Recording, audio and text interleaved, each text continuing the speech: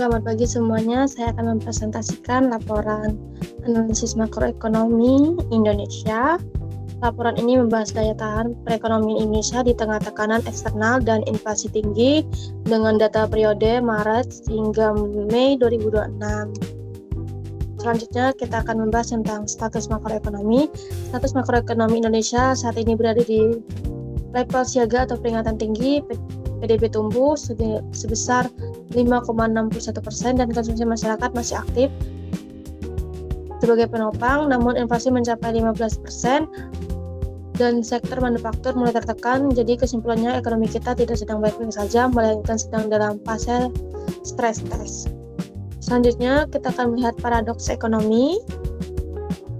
PDB tumbuh solid di angka 5,61%, angka yang bagus, namun inflasi menyentuh 15%, jauh di atas batas normal.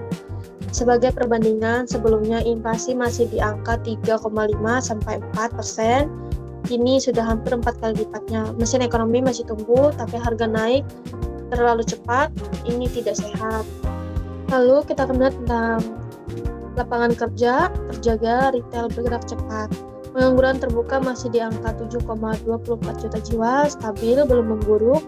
Indeks keyakinan konsumsi atau IKK naik dari 120 menjadi 123 di bulan April, lonjakan 3 poin, artinya masyarakat semakin optimis terhadap kondisi ekonomi. Indeks penjualan retail atau IPR mencatat angka 256,7, tumbuh signifikan 10,3% dibanding bulan sebelumnya. Lompatan ini cukup besar didorong oleh efek Ramadan dan musim mudik yang mendorong belanja masyarakat meningkat.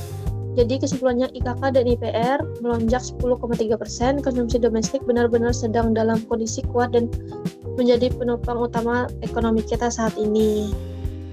Lalu selanjutnya kita akan melihat perdagangan internasional. Nilai ekspor turun dari 23,25 miliar di Maret 2025 menjadi 22,53 miliar di bulan Maret 2026, turun 3,10%. Nilai impor naik tipis dari angka 18,92 miliar menjadi 19,21 miliar pada Maret 2026, naik 1,51%. Meski ekspor melemah, neraca dagang kita masih surplus sebesar 3,32 miliar. Jadi kesimpulannya masih positif, tapi tren ekspor perlu diwaspadai. Selanjutnya kita akan melihat PMI manufaktur turun dari angka 50,1 di bulan Maret menjadi 49,1 di bulan April.